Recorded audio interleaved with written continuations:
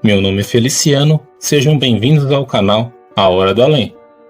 Nesse vídeo teremos relatos confinados, então fiquem agora com a narração das inscritas do canal A Hora do Além.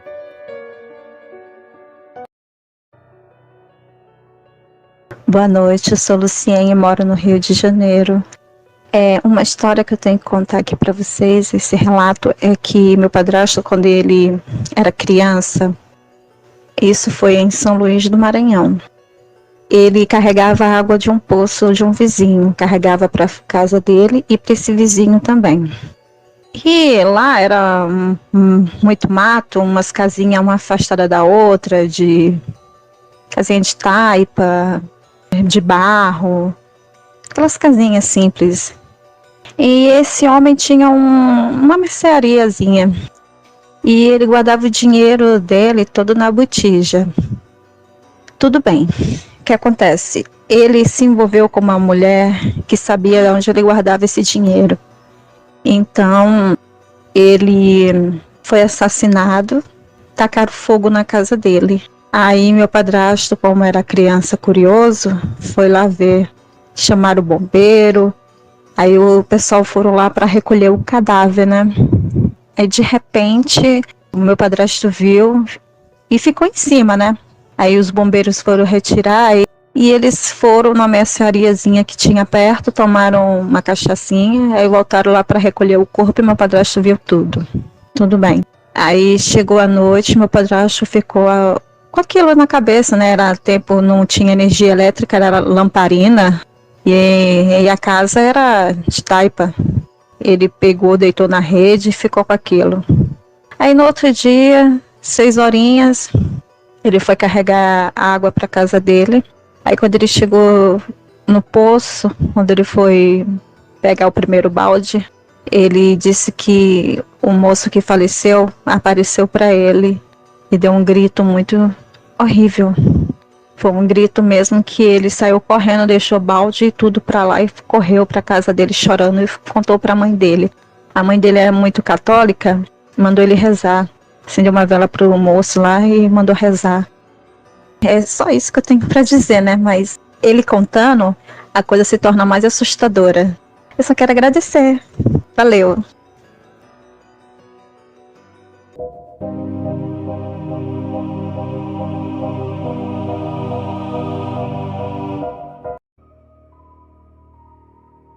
Olá, meu nome é Rosângela, moro em Fortaleza e hoje venho contar uma história que me foi relatada por uma senhora que vendia doces em uma universidade onde eu fazia um curso de pós-graduação. Ela me contou assim, ela tinha uma cachorrinha que era muito valente, né? E próximo à casa dela tinha um homem, as pessoas que vivem em condições de rua, droga. E ele sempre passava em frente à casa dela. E quando ele passava, a cachorra latia muito. E ele não gostava, porque a cachorra latia, né? E às vezes ele jogava pedra, né? E tudo, ficava aquele desconforto. Aí passou um tempo e tudo, aí ela disse que a cachorrinha dela desapareceu. E ela procurou muito, ficou muito angustiada procurando essa cachorra e não tinha sinal da cachorra. Uma semana depois que a cachorra sumiu, o homem apareceu morto em um terreno vazio. Ela disse para mim assim, eu não contei isso para ninguém, nem para o meu marido eu não contei, ela me disse. Que ela ficou pensando assim, bem feito, ele morreu, quem mandou ele matar e estuprar minha cachorrinha? Ela criou isso na mente dela, que ele tinha roubado a cachorra, estuprado a cachorra e matado a cachorra. E ela disse que ficava isso com ela, né? Ela disse que passou um tempo que o homem já tinha morrido, né? A vizinha dela, em frente a ela, que morava em frente a ela, bateu lá na casa dela e falou assim, eu queria falar uma coisa com você. E ela disse que nem tinha intimidade com essa vizinha. Aí a vizinha falou para ela, olha, eu sonhei com aquele homem que passava aqui, né, aquele morador de rua, eu sonhei com ele. E ele dizendo para mim que viesse falar para você que não foi ele que matou sua cachorra e que ele não fez nada disso que você está pensando que ele fez. E que você não se preocupasse não, porque a cachorra ia aparecer. Aí ela disse que 3 dias depois, que a vizinha falou com ela, né? A cachorrinha apareceu. Então, assim, eu achei muito interessante esse caso, porque mostra pra gente nitidamente o que o nosso pensamento pode se conectar com outra pessoa, né? Seja vivo ou morto. Assim como as nossas orações podem chegar a uma pessoa e ajudar, o pensamento ruim também pode atrapalhar. Aquele pensamento dela estava incomodando ele, porque ele era uma pessoa, né, assim, sofrida, mas ele não era um covarde, né? Então, isso aí incomodou a ele, né? Então, meu relato é esse. Essa história eu conto para muita gente, porque eu achei muito interessante esse relato que ela me falou, né? Obrigada. Até uma próxima oportunidade.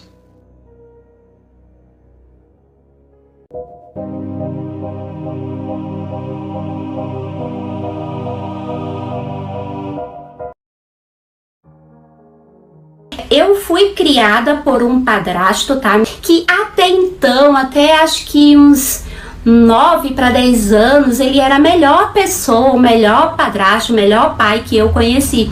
Porém, ele se envolveu com a bebida alcoólica a ponto de virar um alcoólatra mesmo, sabe? Ele saía para beber, ele não voltava, dormia pela rua, ia pro trabalho da rua, pegava o dinheiro do trabalho, bebia, ele era autônomo, então todo o dinheiro que ele pegava era só direcionado para bebida.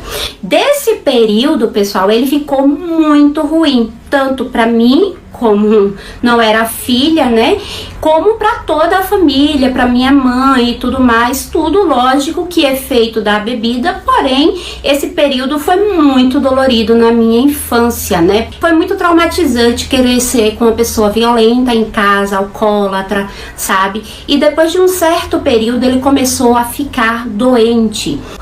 O que aconteceu? Ele desenvolveu um câncer no estômago de tanto que ingeria bebida alcoólica. Nesse período que ele adoeceu, foi mais ou menos o mesmo período que eu conheci o meu marido, o Alexandre. Eu tinha já por volta de uns 14 anos, tá, gente? Quando eu conheci o meu marido. Daí a gente, né, oficializou o relacionamento e eu fui morar com ele, saí de casa, fui morar com ele e minha mãe continuou suportando, né, toda aquela situação de levar pro hospital. E assim, eu fiquei muito magoada, porque eu era a única menina da casa, uma mocinha, ele sempre me tratou como princesa e depois começou a ser violento comigo, sabe, a ser ignorante, grosso. Então assim, eu perdi totalmente a afeição que eu tinha por ele, todo o carinho que eu tinha por ele. Ainda mexe um pouco comigo contar essa história, mas eu vou contar pra vocês. E aí acabou que eu me afastei dele totalmente. Como foi que aconteceu a minha experiência? Eu estava dormindo na minha casa com o meu marido por volta de umas 3h30 da manhã, mais ou menos. Eu me sentei na cama porque tinha alguém me chamando. Meu marido estava do meu lado dormindo e tinha alguém tocando no meu ombro e me chamando. E eu dizendo, não, me deixa dormir. Para, Alexandre, me deixa dormir, porque até então só tava eu e ele no quarto. Eu pensei que realmente fosse o meu marido que estivesse me acordando, sei lá, né? Mas não era. Quando eu abri os olhos mesmo, que eu olhei, era o meu padrasto. Ele estava em pé, no pé da minha cama, assim, do meu lado, e com a mão no meu ombro, ele me acordava. Nesse tempo, gente, desde criança, ele me chamava de Fia. Era um apelido para filha, então ele me chamava de Fia. E ele tava o tempo todinho, Fia, acorda, Fia, acorda, Fia, Fia, acorda. E eu lembro que eu me sentei muito nervosa, porque eu sabia que ele estava no hospital, eu sabia que não era possível ele estar ali no meu quarto. E eu olhava para meu marido dormindo na cama e olhava para ele em pé do meu lado e eu não sabia o que fazer. E eu me sentei e eu disse assim a ele, fala baixo para não acordar o Alexandre. O que é que tu quer, painho? Eu chamava ele de painho ou inho. E ele disse assim, Fia, me perdoa, Fia. Me perdoa por tudo que eu fiz. Não era eu, não. E assim, eu acho que eu tinha tanta mágoa no coração, sabe, pessoal, que eu olhava assim pra ele com raiva. Hoje já não mais, assim, eu sinto até um pouco de remorso e tal. Mas eu olhei com ele com raiva, eu tinha muita raiva, muita mágoa. E eu olhava assim pra ele e dizia: não, eu não vou te perdoar. Vai embora, pai, me deixa dormir. Eu não vou te perdoar, eu não te perdoo. E nesse momento que eu ficava: vai embora, eu não te perdoo, não te perdoo, comecei a falar alto. E aí meu marido acordou. E aí ele me viu assim sentada na cama e assim eu dizendo de olho aberto, conversando como se estivesse realmente ali olhando para uma pessoa e dizendo: eu não te perdoo, não te perdoo. E ele tentava bater em mim: Pamela, o que é que tá acontecendo? E eu não conseguia escutar ele. Na verdade, eu olhava para o meu marido e via ele dormindo, só que ele já estava acordado. E assim, pessoal, foi mais ou menos uns 15 minutos isso, tá? E ele dizia assim: eu te peguei quando era pequeno no braço, eu cuidei tanto de você, não guarda só as lembranças ruins que você tem de mim, guarda as boas, filha, me perdoa, me perdoa. E aquilo foi, sabe, trabalhando no meu coração. E eu olhei pra ele assim e disse: tá bom, painho, eu te perdoo.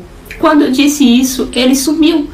Na hora que ele sumiu, eu senti meu marido me pegando pelo braço, me balançando, sabe? E aí eu olhei assim pro meu marido, assustada. Olhei pra ele e disse: meu padrasto tava aqui.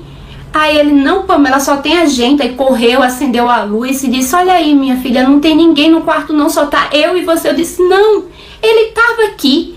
Ele tava conversando comigo, ele tava me pedindo perdão. Meu padrasto tava aqui, Alexandre. E ele olhava assim pra mim: não, venha dormir, venha tal. E começou a me consolar, eu chorava muito.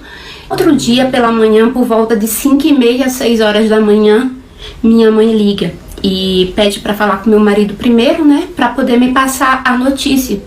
E depois meu marido me contou, e minha mãe também conversou comigo, que meu padrasto tinha falecido às 4 horas da manhã. Foi impressionante, porque isso foi entre 3 e 3h30 da manhã.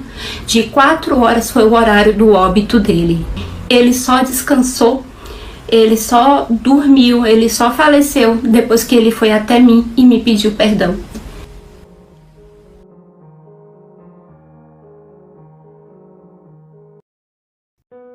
Muito obrigado, Luciene, Rosângela e Pamela.